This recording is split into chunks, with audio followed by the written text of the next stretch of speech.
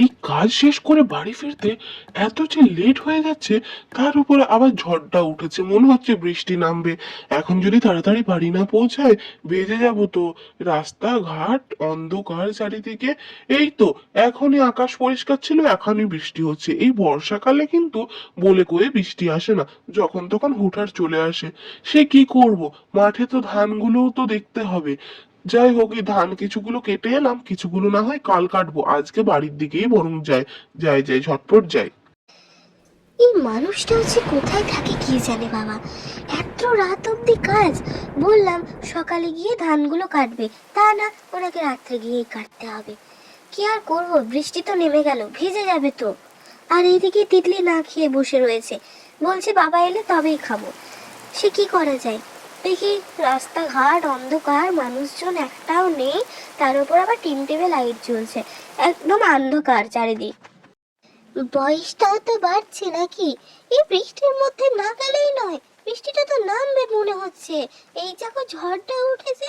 কাল গিয়ে না হয় মেয়েকে দেখে এসো। না না, তোমাকে আজকেই যেতে হবে, এ কোনো কথা? কাল সকালে গিয়ে দেখে এসো, আমরা দুজনেই না হয় যাব, সে কোনো অসুবিধা নেই। আজকে না না সুভার মা, তুমি ব্যাপারটা বুঝছো না। মেয়েটারে বড় দেখতে ইচ্ছে করছে গো। আর নাতনিটাকেও তো অনেকদিন দেখিনি।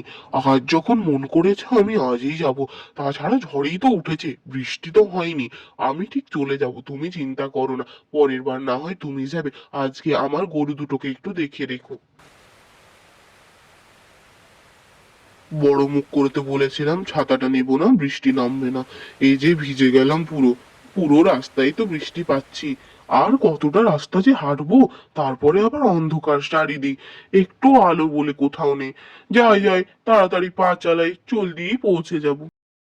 মা, দাদু দিদারে দেখতে বড্ড মন করে মা। মামা বাড়ি যাবে কাল একবার, খুব ইচ্ছে করে। দাদুকে নিয়ে খেলা করব, দিদার কোলে মাথা রেখে একটু ঘুমোবো।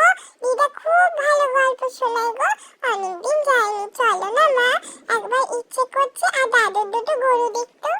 দেখতে তো আমারও বড্ড ইচ্ছে করে রে, কিন্তু কি করব, চাষবাসটা যখন না শেষ হচ্ছে, আমরা তো বাড়ি থেকে বেরোতে পারছি না রে। এই যে ফসল ছেড়ে কি বেরোনো যায় বল? একবার ধানগুলো কাটা হয়ে যাক, তারপরে ঠিক দেখা করে আসব। তুই চিন্তা করিস নে মা। আর মা বলছিল মায়ের দুটো গরু বেশ বড় হয়েছে। কই গো তিতলির বাবা, এত দেরি হলো, কি ব্যাপার?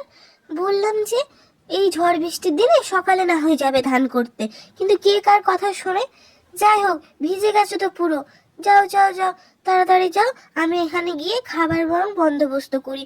আজ এই বৃষ্টির দিনে কি যে রান্না করব কিছুই বুঝে উঠতে পারছি না। সে আর কি করবে বলো, রান্না বান্না তো করতেই হবে। আর যাই হোক, এক কাজ করো, এই বৃষ্টির দিনে বরং একটু চালে ডালে খিচুড়ি চাপিয়ে দাও। বেশ ভালো হবে জানো তো। বৃষ্টির দিন খিচুড়ি জমে যাবে কিন্তু। যাও যাও, তুমি বরং তাই চাপিয়ে দাও। আর ওইদিকে ধানগুলো কিছুগুলো কেটে এসেছি, ঠিক হয়ে যাবে।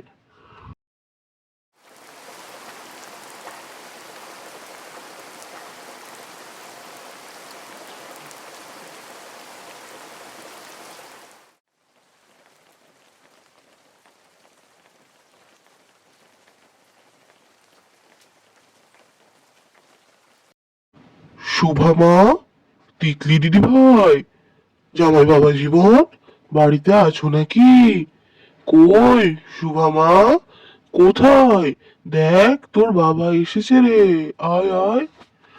এই যে, এই যে বাবার গলা মনে হচ্ছে। হ্যাঁ হ্যাঁ হ্যাঁ, বাবারই গলা, চাই চাই চাই। বাবা এসেছে এত রাত্রে, অনেক দিন পর। কি যে আনন্দ হচ্ছে আমার। যাই যাই যাই, তিতলি কি যে খুশি হবে। আজই তো দেখা করতে চাইছিল দাদু দিদার সাথে। বাবা তুমি এসেছো, আমি কি যে খুশি হয়েছি বাবা। বৃষ্টিতে দাঁড়িয়ে থেকো না, ভেতরে এসো ভেতরে এসো, ঝটপট ভেতরে এসো। হ্যাঁ রে মা, তোদের না দেখে আর থাকতে পারলাম না, তাই ঝটপট চলে এলাম তোদের কাছে। আর দিদি ভাই কোথায়, জামাই বাবা জীবন কোথায়? চল চল দেখি দেখি। বৃষ্টি তো জোরেই পড়ছে শোভা। এই সময় আর কি পাবো? বাজার ঘাটে তো বন্ধ হয়ে থাকবে এই সময়। তো খিচুড়ি তো আর শুধু দেওয়া যায় না, কিছু একটা তো রান্না করতে হবে।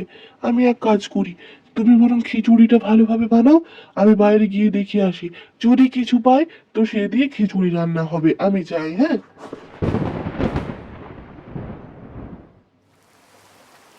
এই বৃষ্টির দিনে বড় মুখ করে তো বেরিয়ে পড়লাম, কিন্তু কোথায় যে কি পাবো তার ঠিক নেই। মনে হচ্ছে না কোথাও কিছু পাবো বলে। তবে আমাদের ওই পদ্ম পুকুরে যাই একবার, ওখানে না বেশ ভালো মাছ পাওয়া যায়। কিন্তু এই বৃষ্টির মধ্যে পাবো? যাই যাই, ওখানেই যাই। এই পদ্ম পুকুরে শেষ ভরসা ছিল। বাবা, বেশ জালে মনে হচ্ছে বড় মতো মাছ ভেসেছে। হ্যাঁ, এই তো বড় বড় দুখানা মাছ ভেসেছে। যাই যাই যাই, সুভাকে গিয়ে বলবো খিচুড়ির সাথে গরম গরম মাছ ভাজা করে দিতে। ভীষণ খুশি হবে সবাই। তাই এটাই বাড়ির দিকে নিয়ে যাই। আর এই যে বৃষ্টি থামার একবারও কথা নেই। বৃষ্টি না থামলে চলবে কি করে? ফসল নষ্ট হয়ে যাবে তো। বাড়ির দিকে তাড়াতাড়ি পা হাঁটায়। চলো চলো।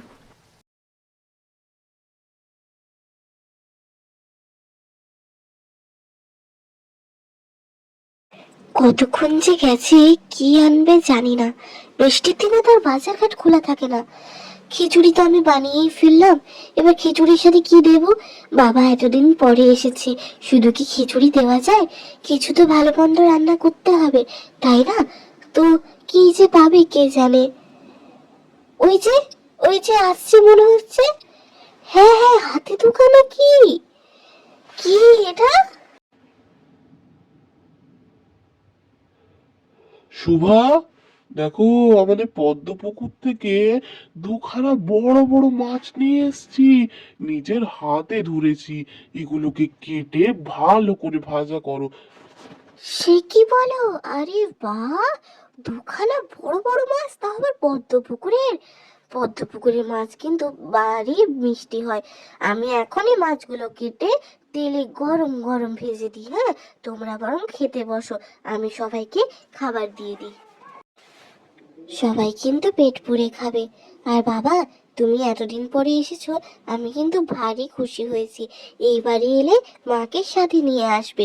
আর তোমাদের ওই গরুর চিন্তা করতে হবে না, ওগুলো না হয় পাশে নির্মলা কাকিমার বাড়িতে দিয়ে আসবে, ওরা ঠিক থাকবে।